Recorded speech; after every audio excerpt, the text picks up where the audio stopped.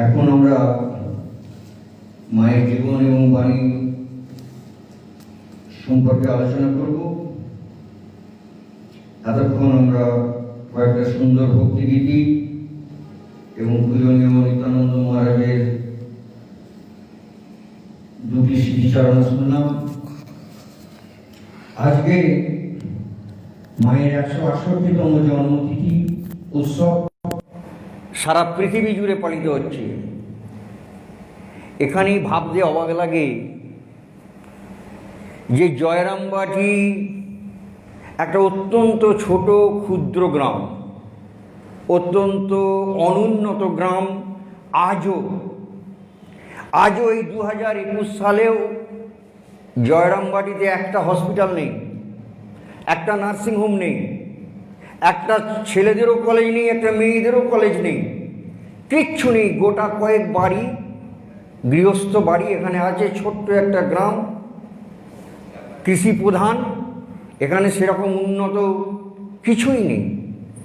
এই রকম একটা ব্যাকওয়ার্ড গ্রামে মা জন্মেছিলেন আজ থেকে 168 বছর আগে। আর লেখাপড়া তিনি শিখতে চেয়েছিলেন, কিন্তু তাকে শিখতে দেওয়া হয়নি। মায়ের আত্মীয়রা মায়ের হাত থেকে বই কেড়ে নিয়েছে, মায়ের হাত থেকে বই কেড়ে নিয়েছে।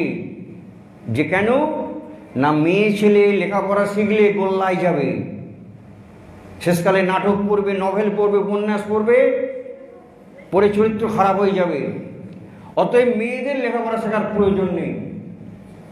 মা লুকিয়ে লুকিয়ে লক্ষ্মী দিদি, ঠাকুরের ভাইঝি, তাকে পয়সা দিয়ে বই কিনে আনতে বলতেন। প্রথম ভাগ কিনে এনেছে, পড়ছেন। দেখতে পেয়ে কামারপুকুরে ঠাকুরের ভাগনা হৃদয় দেখতে পেয়ে কেড়ে নিয়েছে, পড়তে দেয়নি। কিন্তু মায়ের লেখাপড়া শেখার প্রচণ্ড চেষ্টা ছিল। তাই পরবর্তীকালে দক্ষিণেশ্বরে গিয়েও তিনি লেখাপড়া শিখতে চেয়েছেন। ঠাকুর এ ব্যাপারে তাকে সাহায্য করেছিলেন। একটি মেয়ে আসতো, ভবমুকুজ্জের মেয়ে, দক্ষিণেশ্বরে আসতো। সে লেখাপড়া জানতো। ঠাকুর তাকে বলেছিলেন যে মাকে যে একটু লেখাপড়া শেখাতে। তা সেই ভবমুকুজ্জেদের মেয়ে সে মাকে অ আ ক খ অজ আম এইসব পড়াতো। তার বিনিময়ে মা তাকে যা পেত, আমাদের দুঃখিনী গরিব মা, তিনি শাক পাতা এটা ওটা তাকে দিতেন গুরুদক্ষিণা হিসাবে। সে পড়াতো। এইভাবে অত্যন্ত চেষ্টা করে মা রামায়ণটা পড়তে পারতেন, বাংলা পড়তে পারতেন, রামায়ণ পড়তে পারতেন। প্রথম নিজের নাম সই করতে পারতেন, কিন্তু শেষের দিকে নাম সইটা করতে পারতেন না, নাম সইও করতে পারতেন না, টিপ সই দিতেন। চিঠিপত্র যা আসতো তাকে পড়ে শোনানো হতো, তিনি উত্তরটা মুখে বলে দিতেন, অন্য কাউকে দিয়ে লেখানো হতো। কিন্তু তিনি ভাগবত, তারপরে এই মহাভারত, গীতা, এইসব অন্যকে বলতেন, পড়ে শোনাতে তিনি খুব মনোযোগ দিয়ে শুনতেন। কথামৃত পরবর্তীকালে তিনি কাউকে হাতের কাছে পেলে, কোনো বাচ্চা ছেলে বা মেয়ে লেখাপড়া জানে, তাকে বলতেন একটু পড়ে শোনাতে। তিনি কথামৃত পড়ে শুনতেন। মায়ের কাছে একটা কেরোসিনের লণ্ঠনের চিমনি পরিষ্কার করাও খুব কঠিন কাজ ছিল। বলতেন, ও আমি পারবো না। লণ্ঠনের চিমনি পরিষ্কার করতে মা বলছেন পারবো না। কেন? ওতে অনেক কলকবজা, আমি লেখাপড়ায় যাই নাই, পারবো না। বলতেন, অমুকের বউ ঘড়িতে দম দিতে জানে। মানে ঘড়িতে দম দেওয়া মায়ের কাছে একটা মস্ত বড় কাজ, যে ও পারে, মানে বিরাট বুদ্ধিমতী, ও পারে, আমি পারবো না। তাহলে এই রকম যে মা, যার কাছে ঘড়িতে দম দেওয়াটাও কঠিন, একটা লণ্ঠনের চিমনি পরিষ্কার করাও কঠিন, যিনি টিপসই দেন, তার জন্মতিথি আজ 168 বছর পরেও সারা বিশ্ব জুড়ে পালিত হচ্ছে। কেন? এটা ভেবে দেখতে হবে, কী তার কন্ট্রিবিউশন, কী তার অবদান।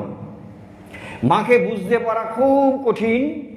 কেন? বাইরে থেকে তিনি অতি সাধারণ, অতি সাধারণের আবরণে তিনি নিজেকে আবৃত রেখেছেন। তিনি তার মহিমাকে প্রকাশ করেননি, তিনি আত্মগোপন করেছেন। তিনি মানে নিজেকে, নিজের আমিত্বকে তিনি মুছে দিয়েছেন। যখন কেউ মাকে বলেছে, মা তুমি এত, তুমি তত, তুমি বৈকুণ্ঠের লক্ষ্মী, তুমি নারায়ণী, তুমি দুর্গা, স্বামী বিবেকানন্দের মতো অত বড় একজন দিকপাল মহাপুরুষ, তিনি আপনাকে বলছেন জ্যান্ত দুর্গা, হ্যাঁ আপনি ভগবতী। মা এইসব শুনে বিরক্ত হয়ে যেতেন, বলতেন থামো থামো থামো, চুপ করো, খালি মা তুমি এই তুমি সেই। আরে দূর, ঠাকুর দয়া করে আমাকে তার পদতলে স্থান দিয়েছিলেন বলে বর্তে গেছি। আমি ঠাকুরের দাসী, তিনি দয়া করে আমাকে তার চরণে স্থান দিয়েছিলেন বলে বর্তে গেছি। এইভাবে তিনি আত্মগোপন করছেন, নিজেকে শ্রীরামকৃষ্ণের আড়ালে রাখছেন। সেই রবীন্দ্রনাথের গানের মতো, আমারে আড়াল করিয়া দাঁড়াও হৃদয় পদ্ম দলে, আমার মাথা নত করে দাও হে তোমার চরণ ধুলার তলে। অর্থাৎ আমার সামনে তুমি দাঁড়াও, আমি নয় তুমি। ঠাকুরের সেই মহামন্ত্র, না হং না হং তুহু তুহু। যতক্ষণ বাছুরটা হাম্বা হাম্বা করে, গরুটা হাম্বা হাম্বা করে, ততক্ষণ তার যন্ত্রণার শেষ নেই। তাকে দিয়ে নাঙল টানায়, ঘানি ঘোরায়, তাকে পেটায়, সারা জীবন খাটায়, কেন হাম্বা হাম্বা করছে আমি আমি। শেষে ঠাকুরের গল্পে আছে, ঠাকুরেরই উদাহরণ, যে লাস্টে সেই গরুটা মরে যাওয়ার পরে তার নাড়ি ভুঁড়ি দিয়ে তাঁত তৈরি হয়। ধুনুরিরা যে ধুনুরিদের তাঁত তৈরি হয়, তখন সেই বড় মুগুর দিয়ে যখন সেটাতে পেটায়, তখন বলে তুহু তুহু, মানে আর মেরো না, অনেক মার খেয়েছি সারা জীবন, আর হাম্বা হাম্বা বলছে না, তখন বলছে তুহু। কেন? তখন বলছে তুহু তুহু, তুমি তুমি, তখন নিস্তার। এই যে আত্মবিলয়, এটা হচ্ছে না আত্মবিলয়, মানে নিজেকে নিজেকে সম্পূর্ণ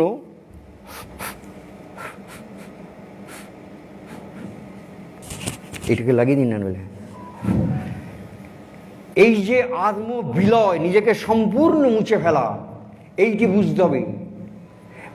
মা নিজে কোনো নিজের জীবনী লেখেননি, তার কোনো অটোবায়োগ্রাফি নেই, আত্মজীবনী নেই। অন্য কেউ লিখেছে অনেক পরে। মা কোনো বক্তৃতা দেননি, মঞ্চে উঠে বক্তৃতা দেননি।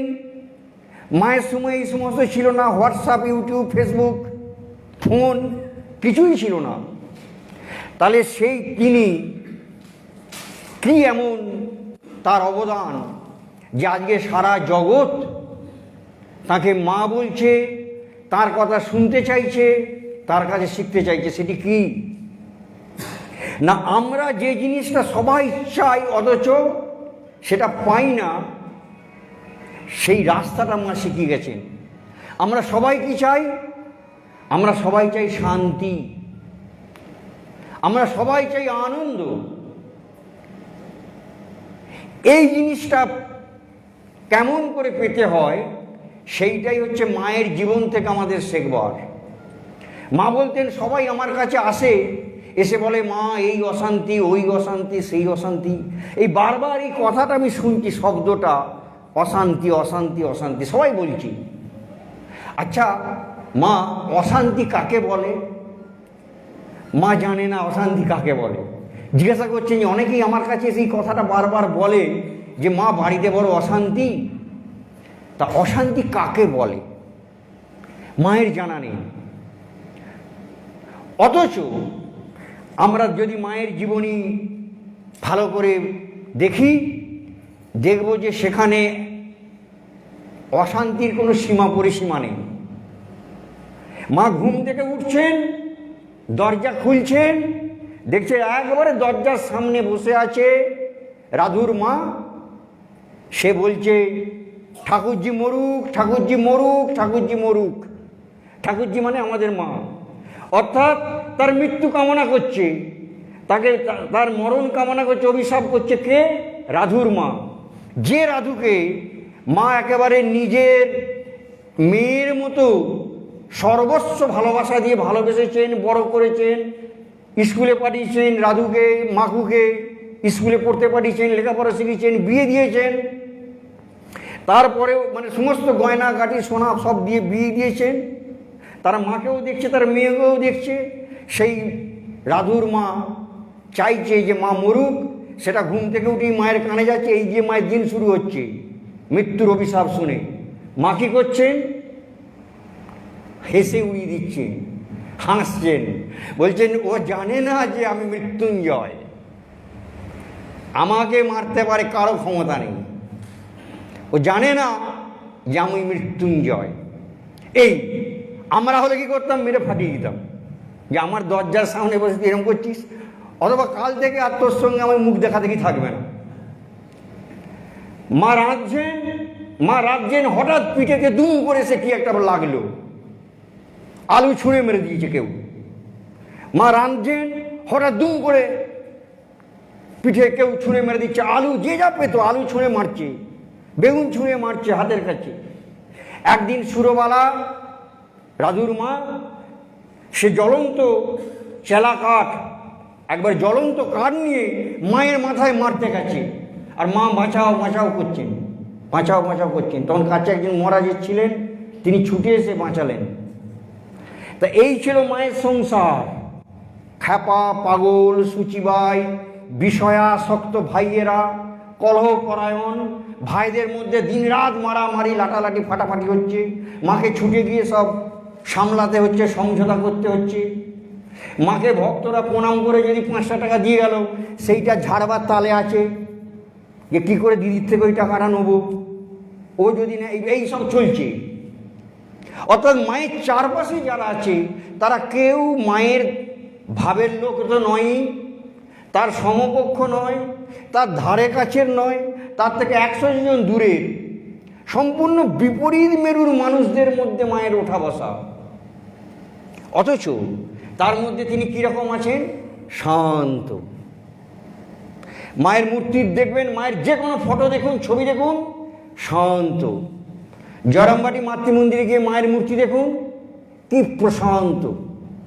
শরৎ মহারাজ, স্বামী শারদানন্দ মহারাজ বলেছিলেন যে আমাদের তো পান থেকে চুনটা খসলে আমরা চোটে লাল হই, আর মায়ের দেখো ভাইরা কি কাণ্ডটাই নাই করছে, কুরুক্ষেত্র যুদ্ধ বাঁধিয়ে রেখেছে। অথচ মা যেমন ধীর স্থির নির্বিকার, ঠিক তেমনটি আছেন, শান্ত। সেই জন্যে মা পরবর্তীকালে বলেছিলেন যে সব থেকে বড় গুণ কি? মানুষের অনেক গুণ আছে, নানা রকম গুণ আছে। কেউ ভালো গাইতে পারে, কেউ ভালো ছবি আঁকতে পারে, কেউ ভালো বক্তৃতা দিতে পারে, অনেক কিছু আছে। সেরা গুণ কি? মা বলেছিলেন সহ্য গুণ। সহ্যের তুল্য গুণ নেই। আর সব থেকে ধনীকে, সব থেকে গুণীকে না যার সহ্য শক্তি আছে। আর সব থেকে ধনীকে যার কোটি কোটি টাকা আছে না। মা বললেন সন্তোষের সমান ধন নেই, সন্তোষের সমান ধন নেই। সব থেকে ধনী সেই যে সন্তুষ্ট, যে সন্তুষ্ট হতে জানে। আর যে সন্তুষ্ট হতে জানে না, তাকে পৃথিবীর সব গয়না গাটি টাকা দিয়ে দিলেও তার অভাব কোনোদিন মিটবে না। সেই জন্য সহ্যের তুল্য গুণ নেই, আর সন্তোষের সমান ধন নেই। তাহলে মা বলছেন অশান্তি কাকে বলে জানি না, অথচ অশান্তি তার ভর্তি ছিল। তার আর কি বলছেন? বলছেন আমার হৃদয়ের মধ্যে যেন একটা আনন্দের পূর্ণ ঘট সব সময় বসানো আছে। আনন্দের পূর্ণ ঘট সব সময় তার মধ্যে বসানো আছে। আর আমরা যে আনন্দ খুঁজে বেড়াচ্ছি চারদিকে সকাল থেকে রাত অবধি, যে আনন্দকে আমরা পাচ্ছি না, দেখা পাচ্ছি না, সেই আনন্দ মায়ের মধ্যে নিত্য বিরাজিত। ফল্গু নদীর মতো, কিন্তু সেটা অন্তঃসলীলা। অর্থাৎ সেখানে উচ্ছ্বাস নেই, হাহা নেই, লোক দেখানি আনন্দ নয়। ভিতরে দুঃখের হাহাকার, ভিতরে হাহাকার, দীর্ঘশ্বাস বইছে, আর লোক দেখানি আনন্দ দেখাচ্ছি, বা বাইরে একটু 5 মিনিটের হাহাহি, মায়ের ওই উচ্ছ্বাস নয়, কিন্তু ভিতরে একটা আনন্দের ফল্গু নদী বইছে, অন্তঃসলীলা। বাইরে তিনি শান্ত, ভিতরে আনন্দ। কেন? তিনি মেয়ে মানুষ। আর ঠাকুর ধেই ধেই, তাথইয়া নাচে ভোলা। তিনি পুরুষ মানুষ, ঠাকুরের আনন্দ কোনো চাপাচাপি নেই। ঠাকুর সবসময় আনন্দে ভাসছেন, দক্ষিণেশ্বরে আনন্দের হাট বাজার বসিয়ে দিচ্ছেন। মা বলতেন যে ঠাকুরকে কখনো নিরানন্দ দেখিনি, 8 বছরের ছেলের সঙ্গে কি আর 80 বছরের বুড়োর সঙ্গে কি, তিনি সবসময় আনন্দ করছেন। এই কীর্তন করছেন, এই গান গাইছেন, এই হাসাচ্ছেন। আর মায়ের মধ্যে সেই আনন্দটা আছে, কিন্তু সেটা নীরবে ভিতরে, বাইরে শান্ত। গভীর সমুদ্র যেরকম উপরটা শান্ত হয়, মা এরকম চাপতে পারতেন ভিতরের ভাব। মায়ের মধ্যেও আধ্যাত্মিক ঐশ্বর্য কিছু কম ছিল না। ঠাকুরের যেমন নিরন্তর সমাধি হতো, নির্বিকল্প সমাধি হতো, মায়েরও হয়েছে বহুবার। মায়ের ভাব সমাধি হয়েছে, ভাব সমাধি হয়েছে, কিন্তু তিনি সেগুলো গোপন রাখতেন, লোককে জানতে দিতেন না, গোপন রাখতেন। তা সেই যে এই এত আনন্দে, এত শান্তিতে তারা থাকছে কি করে, রহস্যটা কি? মা যে বড় লোকের বাড়িতে জন্মেছিলেন তা নয়, দরিদ্র ব্রাহ্মণ রামচন্দ্র মুখোপাধ্যায়ের বাড়িতে জন্ম।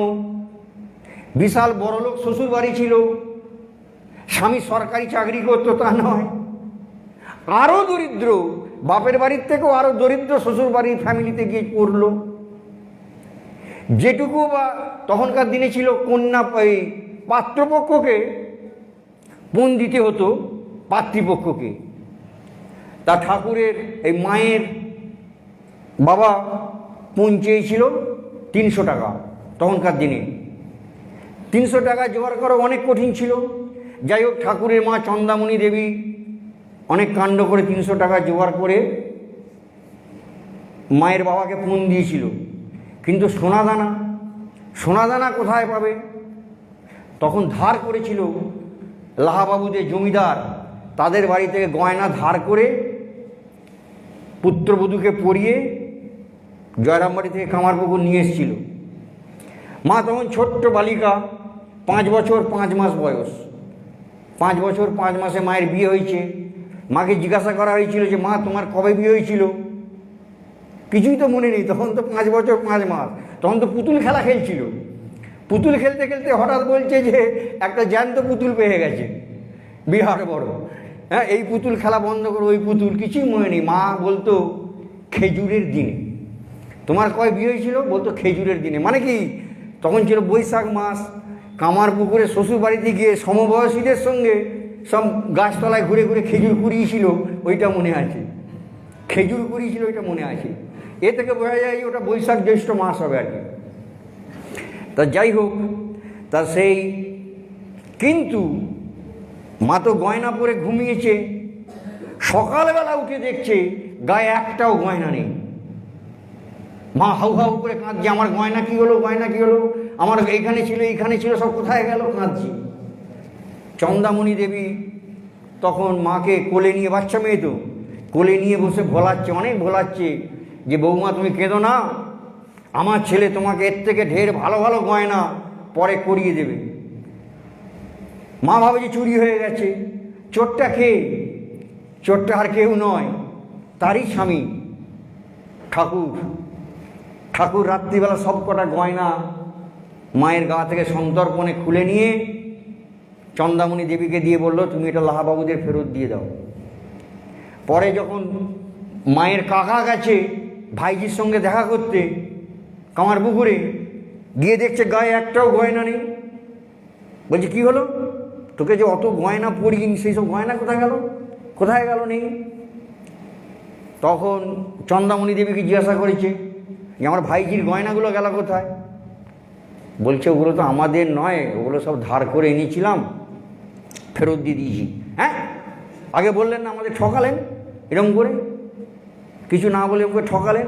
এ তো আপনার আচ্ছা বাজে লোক, তো এই বাড়িতে তো আমরা মেয়ে রাখবো না, চল আজই নিয়ে পালাবো বলে মাকে কাঁধে নিয়ে হন করে চলে আসছে। সবাই ডাকাডাকি করছে, শুনুন, মাথা গরম করবেন না, শুনুন। সে বিরাট রেগে গেছে মায়ের কাকা। মাকে কাঁধে নিয়ে হন করে ওই দিনই কামারপুকুর থেকে চলে এলো জয়রামবাটি। যে কি হবে, সবাই মন খারাপ, চন্দামণি দেবী কাঁদছে, সবাই কাঁদছে। সেই সব দেখে ঠাকুর বললেন যে মা তুমি কোনো চিন্তা করো না, আরে মেয়ে নিয়ে গেছে তো কী হয়েছে, বিয়ে তো আর ফেরাতে পারবে না, ও তো হয়ে গেছে, ও আর ফেরাতে পারবে না। আরে তো তখনকার যুগ, এখনকার যুগ নয়, কথায় কথায় ডিভোর্স, তখন তো ওরকম নয়, তখন যুগ আলাদা। তা যাই হোক, সেই যে ফেরত এইভাবে মায়ের জীবনের সূচনা থেকেই দেখা যাচ্ছে দুঃখ, দারিদ্র্য, যন্ত্রণা, কষ্ট কম নয়। এইবারে যেখানে এলো, ঠাকুর চলে গেল দক্ষিণেশ্বরে।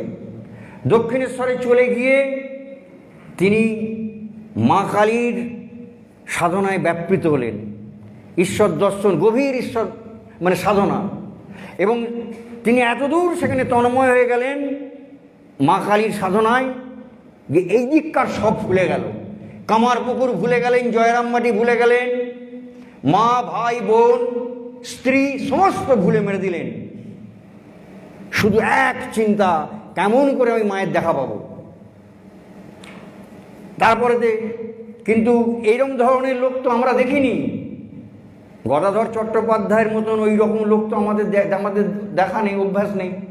ফলে আমাদের ধারণা হলো, কেউ কেউ ভাবলো যে এত মা মা করছে, মনে হচ্ছে মা মারা গেছে, মনে করছে ওনার মা বোধহয় মারা গেছে তাই মা মা করছে।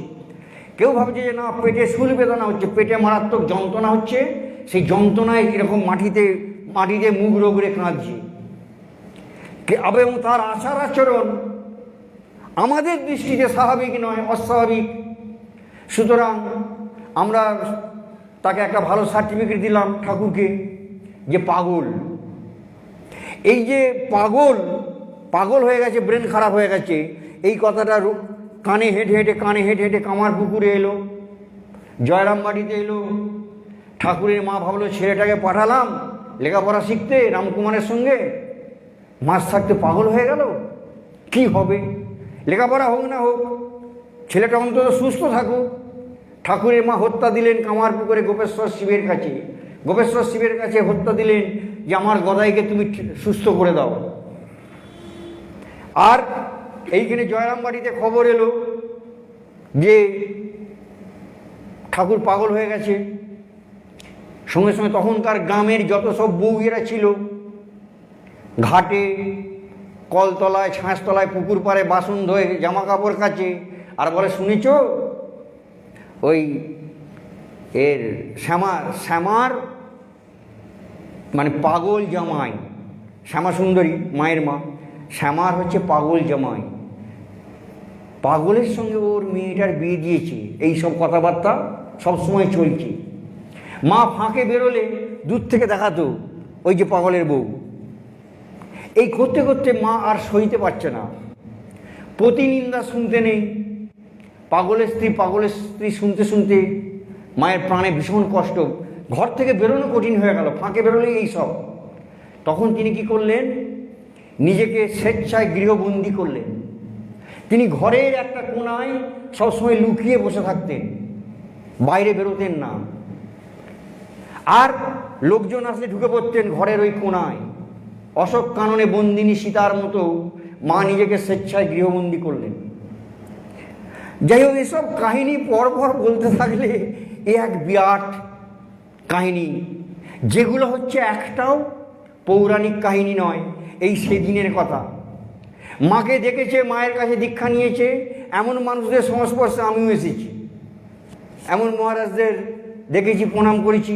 কিছুদিন আগেও কামারপুকুরে বেঁচেছিল বাসনাবালা নন্দী, মায়ের সেবিকা, মায়ের চুল বেয়ে দিত, মায়ের ফাই ফরমাস খাটত, আমি তাকে দর্শন করেছি, প্রণাম করেছি। সুতরাং এ একদম সেদিনের কথা। এ এমন নয় যে সেই রাধা সীতা সেই পৌরাণিক সেই সব নয়, এর মধ্যে সমস্তটাই অথেন্টিক, সমস্তটাই প্রামাণ্য।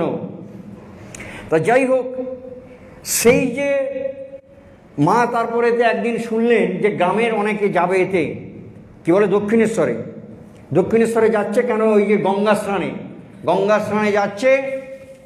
তখন মা ভাবলেন যে এই সুযোগে যদি ওদের সঙ্গে আমি যাই তাহলে তো ঠাকুরের সঙ্গে দেখা হবে। তখন তিনি তার বাবাকে বললেন, মা ঠাকুরের বাবাকে বললেন যে সবাই যাচ্ছে, আমিও একটু গঙ্গা স্নানে গেলে ভালো হতো। মেয়ের আসল মনের উদ্দেশ্যটা মায়ের বাবা বুঝতে পারলো, বলে যে ঠিক আছে আমি ঠিক আছে যাবি, ঠিক আছে যাবি। তা যাই হোক, তা সেই মা গিয়েছিলেন, যেতে ঠাকুর একেবারে সুন্দরভাবে তাকে স্বাগত জানালেন। এসো এসো এসো, এসেছো, বেশ করেছো, ভালো হয়েছে, বসো, বসতে দিচ্ছেন, ব্যস্ত, খুব সুন্দর। মা দেখছে যে তো সুস্থ, তো স্বাভাবিক, কোথাও তো কোনো অস্বাভাবিকতা চোখে পড়ছে না। লোকে যে পাগল পাগল বলছে, কই পাগলের তো কোনো লক্ষণ দেখছি না। তারপরে ঠাকুর বলছেন, তুমি এতদিন পরে এলে, আর কি তোমার সেবা যত্ন হবে? আমার যে মথুর চলে গেছে, মথুর বিশ্বাস, রানী রাসমণির সেজ জামাই, বলছে মথুর নেই, আমার ডান হাত ভেঙে গেছে, তোমার সেবা যত্ন কে করবে? সত্যিই তাই, দক্ষিণেশ্বরে মায়ের সেবা যত্ন করবার কেউ ছিল না। মা যে ঘরটায় থাকতেন, অনেকেই আপনারা দেখেছেন নহবত, সেটা কোনো ঘরই নয়, সেটা একটা সানাই বাজাবার জন্য একটা টাওয়ার, একটা স্তম্ভ, একটা চোঙ।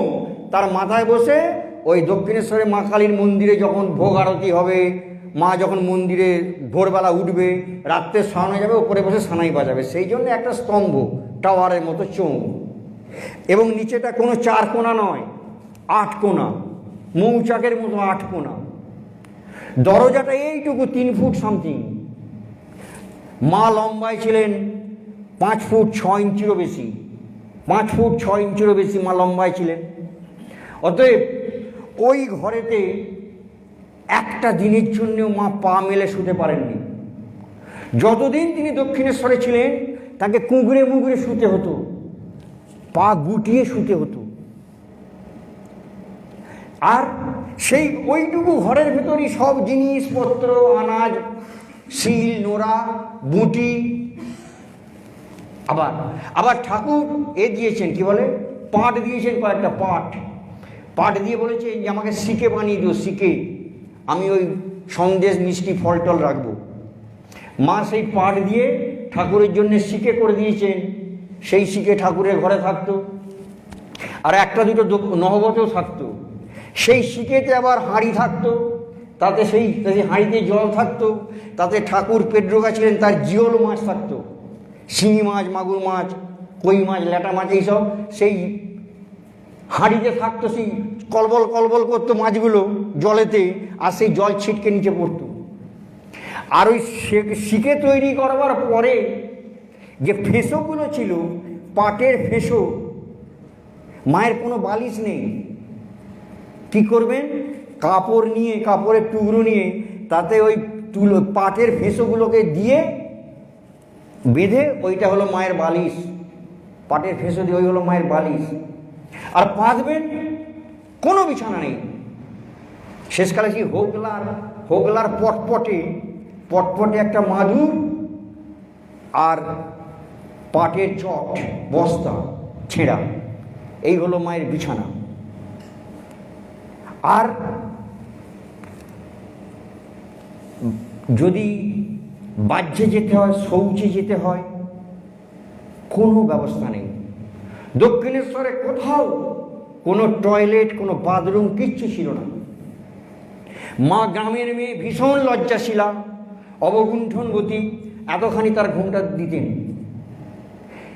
আর দক্ষিণেশ্বরে দিনরাত লোক আসছে, যেহেতু তীর্থস্থান, দেবালয়, চারিদিকে লোকারণ্য। মায়ের যদি দিনের বেলা কখনো শৌচে যাওয়ার প্রয়োজন হতো, কোনো উপায় ছিল না। সারাদিন তাকে সেই বেগ সহ্য করে, কষ্ট করে থাকতে হতো। কখন অন্ধকার হবে, কখন সন্ধে হবে, তবে তিনি সেই ঝাউতলায় যাবেন শৌচে। এই নিদারুণ কষ্টের মধ্যে থেকেছেন, কিন্তু কোনো কমপ্লেন নেই, কোনো অভিযোগ নেই। বরং বলেছেন, ওই যে আমার হৃদয়ের মধ্যে যেন আনন্দের পূর্ণ ঘট বসানো আছে। তা মায়ের এই জীবনী যদি আমরা দেখি, কাশীপুরেও তাই। কাশীপুরে ওই এক চিলতে, একটুখানি ছাদে একটা এরকম চাতালে সারাদিন বসে থাকতে হতো। সারাদিন একটা চাতালে বসে মা দিন কাটাতেন। লোকজন চলে গেলে রাত্রে 10টা 11টার পর তিনি ওই চাতাল থেকে নেমে আসতেন। কাশীপুরেও তাই, এটা হলো শ্যামপুকুরে, কাশীপুরেও তাই। নীরবে নেপথ্যে ঠাকুরের সেবা করে গেছেন দিন রাত। এই যে সমস্ত তিনি করেছেন, করে কিন্তু সবটা তিনি করেছেন সাগ্রহে, সোৎসাহে, সানন্দে, কোনো বেজার বিরক্তি নেই। এই যে তিনি করেছেন, এটা তার ছোটবেলা থেকে। ছোটবেলায় সে এক বাচ্চা মেয়ে সারু দেখছে সব দুর্ভিক্ষের সময়ে লোকেরা এসেছে তাদের বাড়িতে খিচুড়ি খেতে, মায়ের বাবা সব খিচুড়ি রাঁধে রাখত। দুর্ভিক্ষের সময়ে সবাই এসেছে, পাতে গরম খিচুড়ি ঢালা হয়েছে, তাদের প্রচণ্ড খিদে, গরম খিচুড়ি খেতে চাইছে, জিভ পুড়ে যাবে। তখন কেউ বলেনি, বাচ্চা মেয়ে সারু ঘর থেকে পাখা নিয়ে এসে, পাখা নাড়তে পারে না কিন্তু হৃদয়ের মধ্যে সেই সেবা ভাব, দু হাতে পাখাটা নিয়ে তাড়াতাড়ি সবার পাতে পাতে গিয়ে হাওয়া করছে খিচুড়ি জুড়বে বলে, এই ছোটোর থেকে। তা যাই হোক, ঠাকুর বলেছিলেন মাকে যে এই কামারপুকুরে তুমি ওই থাকবে, হরিনাম করবে, শাক বুনবে, খাবে, কারো কাছে চিৎ হাত করো না, অর্থাৎ কারো কাছে কিছু চাইবে না। ঠাকুরের এই কথাটা মা পালন করবার চেষ্টা করছেন কামারপুকুরে। কিন্তু মায়ের দিন চলবে কি করে? একটাই ব্যবস্থা ছিল আয়ের রাস্তা, সেটা হচ্ছে ঠাকুর যেহেতু দক্ষিণেশ্বরে মা কালীর পূজারী ছিলেন, অতএব একটা পেনশন মায়ের প্রাপ্য, 5 টাকা বা 7 টাকা পেনশন মায়ের প্রাপ্য। রাসমণি, মথুরবাবু এরা ব্যবস্থা করে গেছে। কিন্তু ঠাকুরের ভাইপো রামলাল, যাকে ঠাকুর দক্ষিণেশ্বরে নিয়ে গেছেন, ওখানে থাকা চাকরির ব্যবস্থা করেছেন, সেই রামলাল খাজানজির সঙ্গে যুক্তি করে মথুরবাবুর, তখনকার যারা মথুরবাবুর ছেলে টেলে সবাইকে বোঝালো, বলে আরে তোমরা বেকার এই টাকাটা খুড়িকে পাঠাচ্ছ, এই যে টাকাটা পাঠাচ্ছে কোনো যুক্তি নেই। কেন? আরে খুড়ি তো এখন বিরাট বড় লোক হয়ে গেছে, প্রচুর বড় লোক, চারিদিকে সবাই নাম ডাক হয়ে গেছে, সবাই টাকা পাঠায়, মানি অর্ডার করে, সুতরাং এইসব টাকা পাঠাবার আর কোনো দরকার নেই। কে বলছে? ঠাকুরের ভাইপো রামলাল। কার টাকা বন্ধ করছে? তার খুড়ির, মানে কাকিমার, মানে মায়ের ন্যায্য টাকাটা বন্ধ করে দিল। সবাই মাকে বললো যে মা, এটা তো তোমার নিজস্ব প্রাপ্য ন্যায্য টাকা, তুমি কেস করো, মামলা করো, তুমি অবশ্যই পাবে।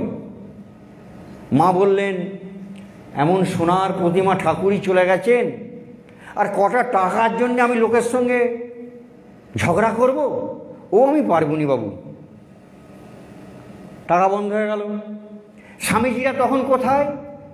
তারা সকলে তখন ভগবান লাভের জন্যে সাধন ভজন নিয়ে ব্যস্ত, ভারতের তীর্থে তীর্থে ঘুরছেন, কেউ পুরীতে, কেউ গয়ায়, কেউ কাশীতে, কেউ বৃন্দাবনে, কেউ হিমালয়ে। তখন টেলিফোন ছিল না, কিছুই ছিল না। কামারপুকুর জয়রামবাটির সঙ্গে কলকাতা তখন দুস্তর ব্যবধান। হ্যাঁ, মাঝখানে 5টা নদী পেরোতে হবে, হাঁটতে হবে, কাদা পেরোতে হবে, গরুর গাড়ি, যানবাহন, কেউ আসে না, কেউ খবর রাখে না। এরকম হতে হতে মায়ের এমন দশা হয়েছিল যে একটু নুন, সব থেকে সস্তা, আজও সস্তা, সেই নুন মা এক টুকরো জোগাড় করতে পারতো না। ভাতটা যে খাবেন, কোনো তরকারি নেই। নিজে হাতে মা কোদাল দিয়ে মাটি কুপিয়ে কামারপুকুরে শাক বুনেছিলেন, কিন্তু মাকে উৎখাত করবার জন্য আত্মীয়রা সেই শাকও সব মারিয়ে দিত পা দিয়ে, যাতে ওই শাক খেয়েও না থাকতে পারে।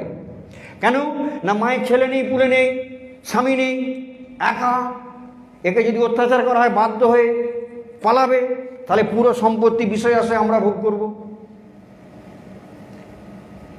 এদিকে ঠাকুর বলেছেন তুমি কারো কাছে হাত পাতবে না। মা কাউকে কিচ্ছু বলছেন না, জানতে দিচ্ছেন না। শরৎ মহারাজ পরে বলেছিলেন যে আমাদের তখন এই ধারণাই ছিল না যে মায়ের পাতে 1 চিমটে নুন জুটছে না, আমরা ভাবতেই পারিনি। তা এই অসহনীয় কষ্ট, একটা মাত্র শাড়ি মায়ের, সেই শাড়িটা পরতে পরতে ক্রমশ পচিয়ে যাচ্ছে, বসলে ফেঁসে যাচ্ছে। তিনি শাড়িতে গিঁট দিয়ে পড়ছেন, গিঁট দিয়ে দিয়ে পড়ছেন, পরা যায় না। সেই শাড়ি পরছেন, আধখানা পরছেন, আধখানা শাড়ি শুকোচ্ছেন, এরকম সাংঘাতিক অবস্থা। লাস্টে ভাতটাও জোটে না, শুধু জল খেয়ে আছেন। লাহাবাবুদের একটি মেয়ে প্রসন্ন, সে মায়ের কাছে আসতো। সেই প্রসন্ন সব ব্যাপারটা দেখে দেখলো যে তো বাঁচবে না, মরে যাবে, এভাবে তো মানুষ বাঁচতে পারে না। তখন তিনি লোক মারফত জয়রাম বাড়িতে খবর পাঠালেন যে তোমরা যদি তোমাদের মেয়েটাকে জীবন্ত ফিরে পেতে চাও তাহলে একে এক্ষুনি নিয়ে যাও, এখানে থাকলে মরে যাবে। সঙ্গে সঙ্গে শ্যামাসুন্দরী দেবী মেয়েকে ওখান থেকে কামারপুকুর থেকে জয়রামবাটি নিয়ে এলেন।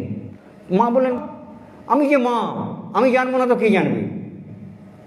তখন সে বলছে যে আরে মা হলেই জানা যায় নাকি, আমাদের ঘরেতেও তো আমাদের মা আছে, আমাদের কোথাও লাগলে তো মা তো জানতে পারে না। যতক্ষণ না বলি, যতক্ষণ না নিজের মুখে বলি কোনখানে লাগছে, কই মা তো জানতে পারে না। তা বাসুটাও তোমায় কিছু বললো না, তুমি কী করে জানলে ওর ওখানটায় লাগছে? তখন মা বললেন, আমি যে ওর মধ্যেও আছি, আমি যে ওর মধ্যেও আছি। এই হচ্ছেন মা, তিনি হচ্ছেন আদ্যা শক্তি, মহামায়া। তিনি অনেককে কালী রূপে দর্শন দিয়েছেন, জগদ্ধাত্রী রূপে দর্শন দিয়েছেন, কিন্তু তিনি ধরা দিতেন না। অতি সাধারণ একটা গ্রামের মেয়েদের মতো কম দামি ওই সরু নরুন পেরে একটা শাড়ি পরে থাকতেন, মোটা শাড়ি পরে থাকতেন, আর এইরকম কোনো বিলাসিতা কোনো কিছু নেই। শুধু আমাদের সঙ্গে মায়ের তফাৎ কোথায়?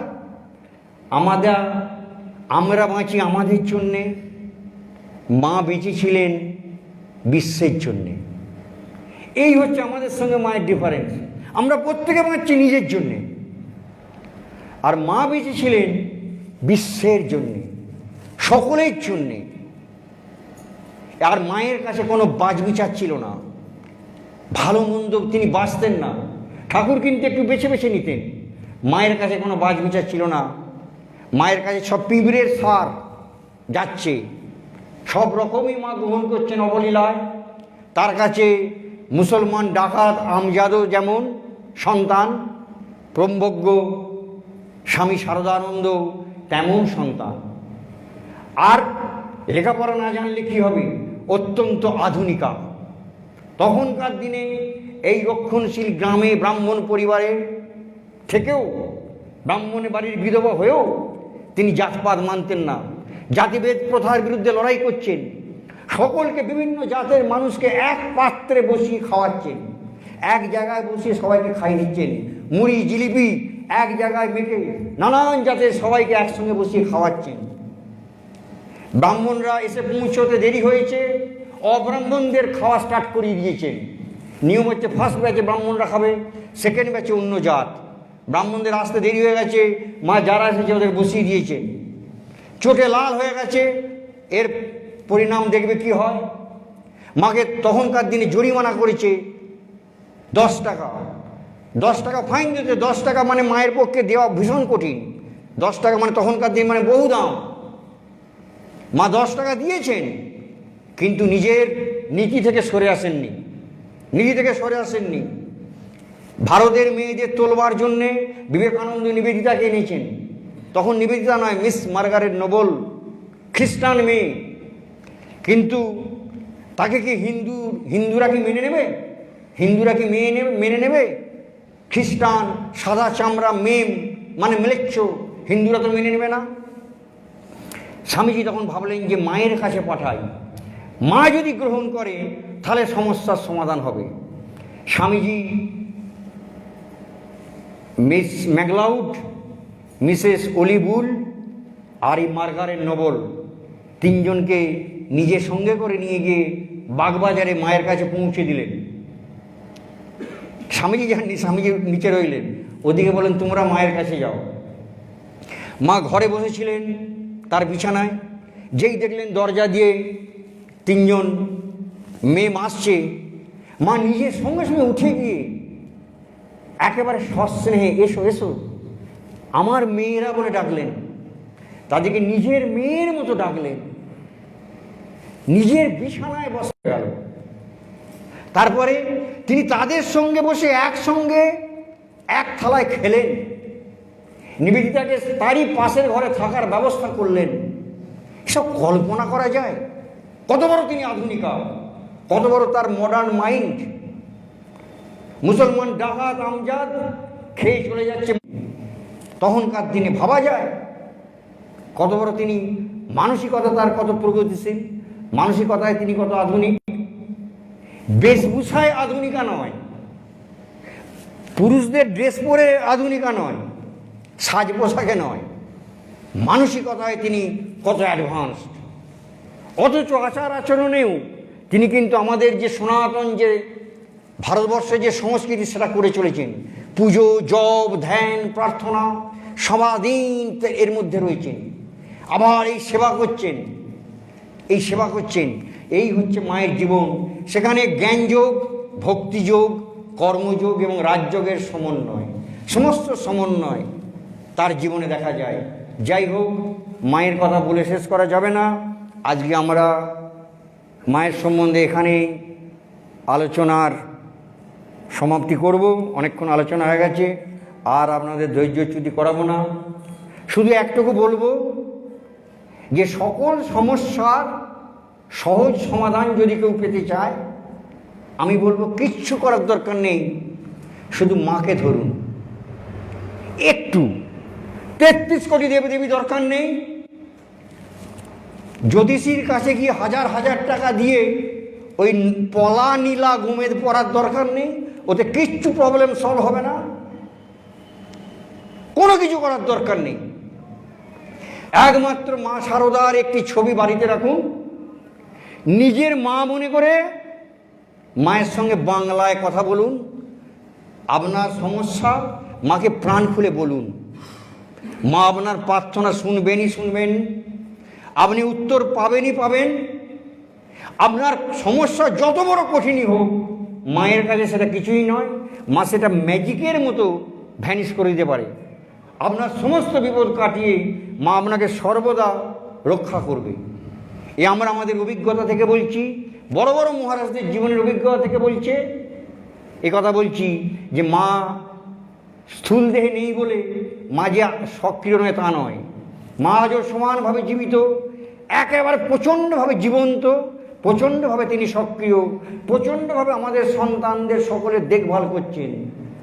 শুধু মা আমাদের কাছে কিচ্ছু চায় না, টাকা পয়সা বেনারসি গয়না কিচ্ছু না, শুধু একটু মা ডাক, একটু মা বলে ডাকা, মায়ের সঙ্গে একটু কথা বলা, মাকে একটু ভালোবাসার চেষ্টা করা। দেখুন আপনাদের জীবনের সব অশান্তি চলে যাবে, সব দুঃখ চলে যাবে, সবাই শান্তিতে থাকবেন, আনন্দে থাকবেন। এ ব্যাপারে কোনো সন্দেহ নেই। আপনারা করে দেখলেই বুঝতে পারবেন, এর বহু ভুরি ভুরি প্রমাণ আছে। যাই হোক, আর এই নিয়ে আলোচনা দীর্ঘায়িত করব না।